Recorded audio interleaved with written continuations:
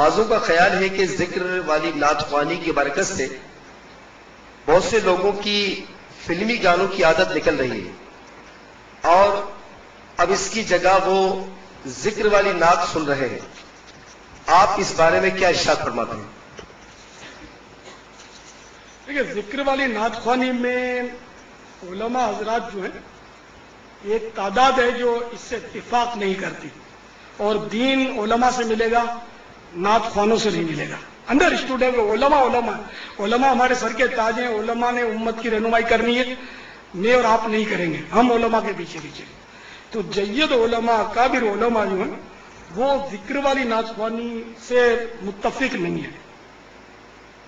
اور میں نے بیچ کی بات کی تھی، میں نے ایک رسالہ ان دنوں جب کافی کہ ٹھنی ہوئی تھی وہ ذکر والی اور پڑھنے والوں اور نہ پڑھنے والوں کے درمیان، نہ سننے والوں کے درمیان. پڑھنے میں تو تقریباً مطلب یعنی کہ شاید اس میں ابتلا تھا، اور جو نہیں پڑھتے تھے اس میں بھی بہت سے ایسے ہوں گے جو نہیں پڑھ سکتے ہوں گے، کیونکہ ذکر والی نعت خوانی بھی ایک فن ہے.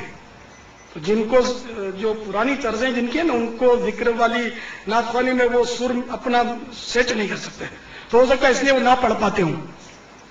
تو حکم شرعی میں اور آپ نہیں بتائیں گے امت کو، ہمارے علماء بتائیں گے. تو علماء کی اجازت نہیں ہے ذکر والی نعت خوانی سے. اگر کوئی اکا دکا اجازت دیتا بھی ہے تو مجھے کوئی نمایاں نام تو میرے پاس نہیں ہے کہ کسی عالم نے ذکر والی نعت خوانی کے بارے میں کوئی مدلل فتویٰ جاری کیا ہو جس نے زبانیں بند کر دی ہوں. میری نظر میں نہیں ہو تو مجھے ضرور بتائیے، میں انشاءاللہ نظر ثانی کر سکتا ہوں اپنے اس پر. تو یہ ذکر والی نعت خوانی ہے، اس میں سب سے بڑی جو ایک نہیں کئی قباحتیں ہیں. مثال کے طور پر میں آپ کو اپنی مثال دوں. میں ابھی اسی 11ویں شریف کے مہینے کی بات ہے، اپنے گھر پر تھا، 2-3 صاحب میرے ساتھ تھے.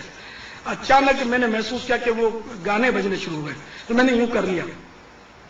سنت ہے کانوں میں انگلیاں ڈال لینا، میں نے انگلیاں ڈال لی، اور ادھر سے ہٹ جانا واجب ہے. جب گانے بج رہے ہو نا تو نہ سننے کی پوری کوشش کرنا واجب ہے، موسیقی. تو میں ایک دم ہٹنے لگا، اسلام بھائی مسکرانے لگے اور مجھے کہا کہ ذکر والی نعت چل رہی ہے. تو باہر ہمارے یعنی کہ مین روڈ پہ گھر ہے، پیر کالونی ہے، تو وہ کوئی گاڑی نکلتی ہے کبھی تو وہ بجاتی ہے، وہ نکلی ہوگی گاڑی، تو پھر وہ آواز ختم ہو گئی، چلی گئی. اچھا، اب میرے جیسا آدمی جو ظاہر ہے کہ اس کو آپ مذہبی کہیں گے اور نعت خوانی کو کافی میں نے بچپن سے سننے والا آدمی اور نعت شریف پڑھنے والا بھی مغالطہ کھا سکتا ہے اور اس کو گانا محسوس ہوتا ہے. جو عوام جن کو اتنا پتہ نہیں ہے وہ اس کو کیا سمجھیں گے. آپ اپنے دل پر ہاتھ رکھ کر اس کا فیصلہ کیجیے. تو یہ گانوں کی مشابہت ہوئی یا نہیں ہوئی؟ اس کے علاوہ بھی کئی بار مجھے محسوس ہوا ہے کہ جب یہ نکلتے ہیں تو وہ گاڑیاں تو وہ بجتے ہوتے پھر وہ نعت ہوتی ہے، گانا نہیں ہوتا، لیکن میں سمجھتا ہوں شاید تو گانا چل رہا ہے. تو ایسی صورت میں یہ گانوں کی مشابہت ہوئی یا نہیں ہوئی؟ اندر اسٹوڈے کی مشابہت ہوئی. اچھا، اب مشابہت یعنی موسیقی کی مشابہت کے لیے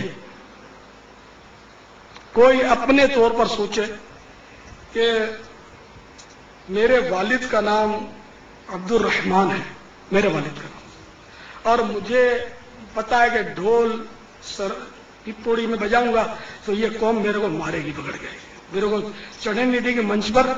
اب میں یوں کروں کہ میں اپنے باپ کا نام لینا شروع کروں، عبد الرحمان عبد الرحمان عبد الرحمان کر کے میں ایک کو ساؤنڈ سے ایسی ترکیب بناؤں کہ وہ چھن چھن کی آواز پیدا ہو اور سننے والے کو موسیقی لگے.